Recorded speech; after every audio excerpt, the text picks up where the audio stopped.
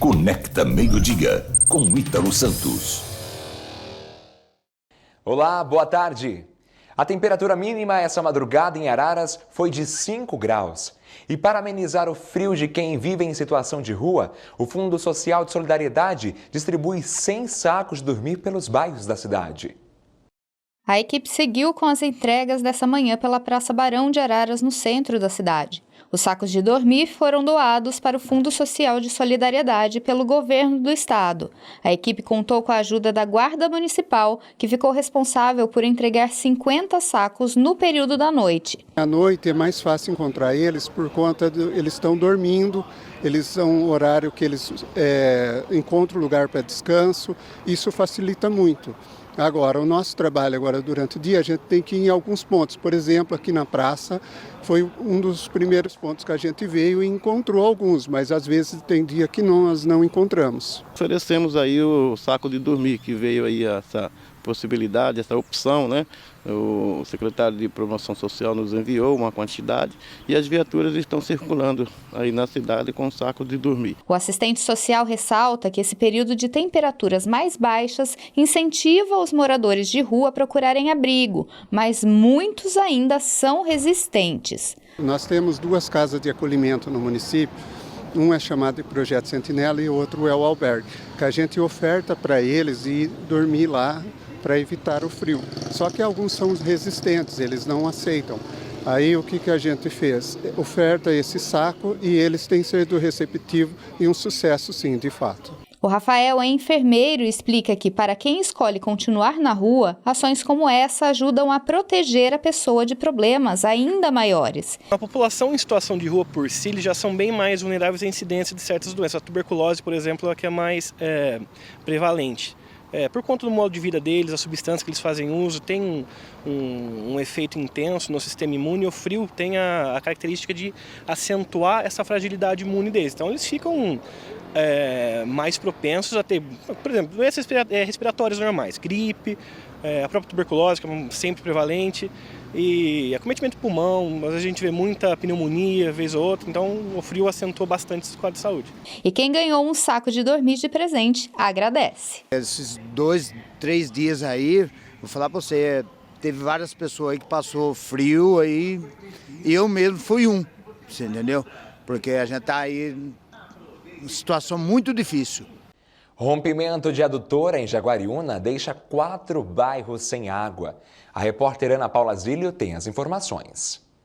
O abastecimento de água tratada nos bairros Vila Primavera, Pinheiros, Florianópolis e Capela Santo Antônio foi interrompido nesta sexta-feira em Jaguariúna. Segundo o Departamento de Água e Esgoto, o DAI, da cidade, o motivo foi o rompimento de uma adutora. Os serviços de reparo devem acontecer nesta sexta-feira, das 7 às 17 horas. E segundo o departamento, o abastecimento de água nessas regiões será então restabelecido gradativamente após a conclusão dos serviços. O departamento também solicita a colaboração dos moradores para que reservem água e a utilizem de uma maneira racional, reservando-a para usos essenciais. De Jaguariúna, Ana Paula Zílio. Está procurando trabalho? Então se liga nas oportunidades de emprego no Pátio de Mogi Guaçu. Atendente de restaurante, fresador, maçariqueiro, tosador de animais e maquiador. Um abrigo feito de caixinha de leite vazia. O trabalho de um grupo de amigas está tirando do frio quem mora nas ruas. A Jaqueline Bonum conta essa história. Nesse ateliê de costura, o tecido deu espaço a embalagens de papel e alumínio. O que muita gente joga fora, aqui vira esteiras térmicas que aquecem nesse frio.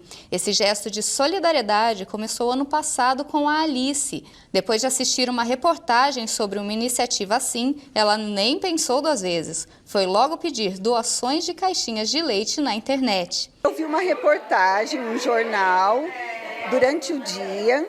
Eu achei a ideia muito legal, falei, nossa, eu vou fazer.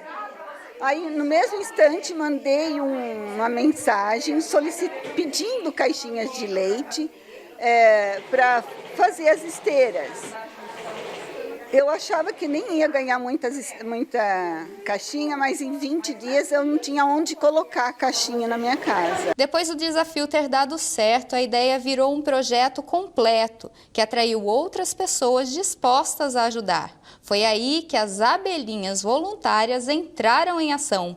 A Maria de Fátima é voluntária mais recente. Está no grupo há 3 meses. Ela nem sabia costurar, mas até comprou uma máquina para ajudar. O básico eu aprendi, né? Mas assim, eu acho que o intuito mesmo era assim, não é a quantidade, é você estar participando e estar ajudando.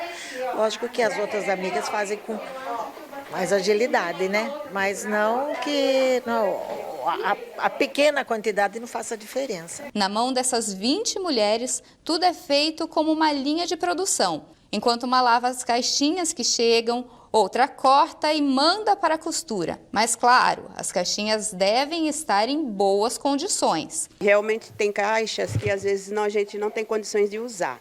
Então é descartado essas caixas.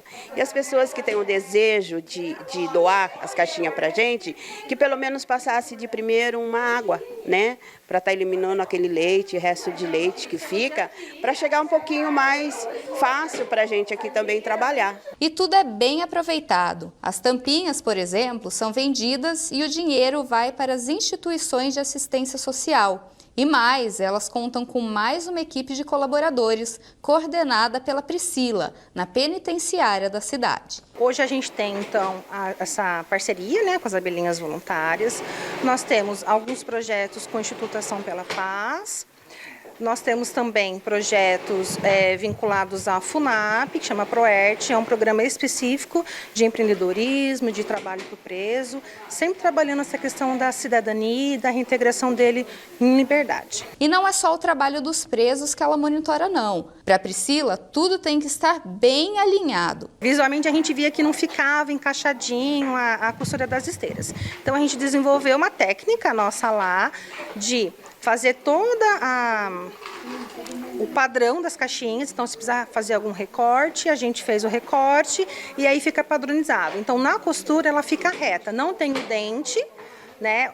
Essa junção fica na parte externa e não interna da esteira, que também não prejudica, né, no apoio que a pessoa for deitar ou for se apoiar, não tem essa junção que machuque a pessoa que vai utilizar a esteira. E as abelhinhas voluntárias trabalham bastante. Em apenas 7 meses, 700 esteiras térmicas foram feitas e 200 já foram entregues. E hoje, uma dessas entregas foi ainda mais especial. As amigas fizeram uma surpresa e levaram a Alice para levar o resultado do seu trabalho pela primeira vez a um morador de rua. E a experiência foi emocionante. Dá vontade de chorar, né? De saber que você está fazendo um bem para eles, amenizando o frio deles, mas o que está aquecendo o meu coração não tem palavras, é muito gratificante. Agora o trabalho está completo. Tá, agora tá. Nós vamos para um rápido intervalo e a seguir, atenção estudantes, amanhã é o último dia para fazer a inscrição do Enem. Teatro, virada cultural e música. Destaque para o show de Marina Sena que se apresenta no Sesc de Piracicaba. É a programação cultural para você curtir o fim de semana. A gente já volta.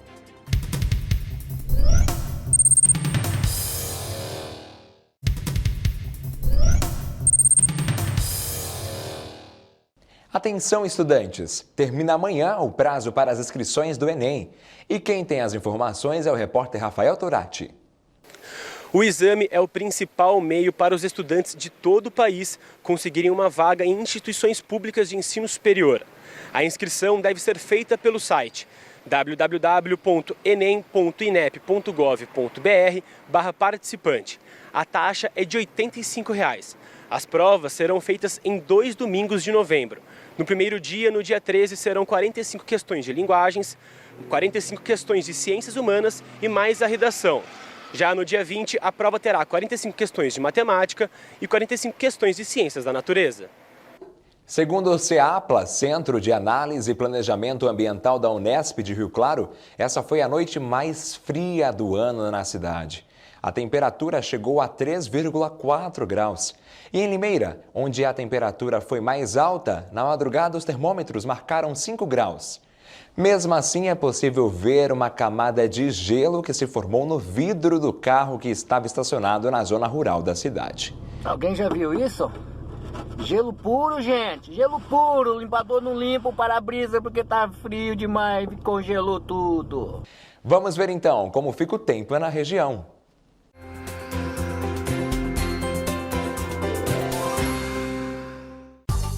O dia continua com temperaturas baixas, venta muito e não chove. Essa frente fria deve permanecer esse fim de semana. A partir de segunda-feira, a previsão é de aumento nas temperaturas. Em Mogi Guaçu, máxima de 21 graus e mínima de 11. Jaguariúna, mínima de 13 graus e máxima de 22. Limeira e Piracicaba, máxima de 21 e mínima de 12 graus. Em Araras, mínima de 9 graus e máxima de 17. Rio Claro, máxima de 20 graus e mínima de 11. Os ventos podem chegar a 10 km por hora. A Prefeitura de Piracicaba liberou o transporte coletivo até domingo, entre 5 e 6 horas da tarde, para quem vai à Festa das Nações. É só pegar a linha 001 saindo do terminal de integração até o Engenho Central. Fim de semana chegou, então vamos ver o que rola na agenda cultural.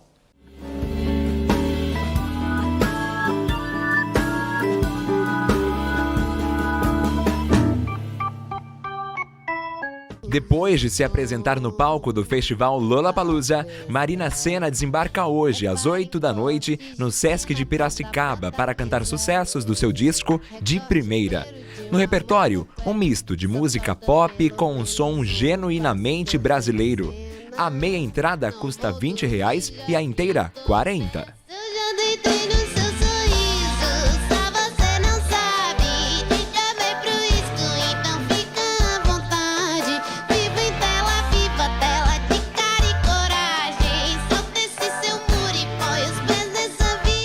Teatro em Rio Claro. A companhia delas apresenta Maria e os Insetos, que conta um pouco a trajetória da alemã Maria Sibila Merian, que no século XVII pesquisou a vida das borboletas no Suriname. Vai ser hoje e amanhã, às 4 da tarde, no SESI de Rio Claro. A entrada é de graça. Partiu Suriname! Admiro! É ainda mais linda do que eu imaginei. Em Mogi Guaçu tem encenação de Era Uma Vez um Tirano, com um grupo prole de teatro. Na história, 3 crianças que conseguem unir o povo e lutar contra a tirania da cidade onde moram. O espetáculo conta com uma trilha sonora ao vivo do compositor Alexandre Melo. Vai ser às 3 da tarde no SESI. E o grupo também se apresenta amanhã, no mesmo horário, no SESI de Araras, de graça. Guarda, não! Guarda papel escrito? Não!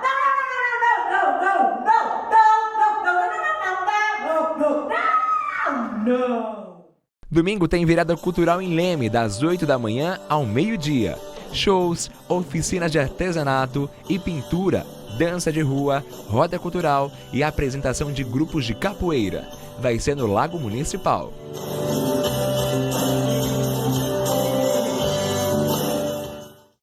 E nós ficamos por aqui. Nos acompanhe também pelas redes sociais. Você pode rever o jornal completo no YouTube. Mais notícias você confere no Jornal Conecta às 20 para as 8 da noite. Uma boa tarde para você. Não vou dormir, já vi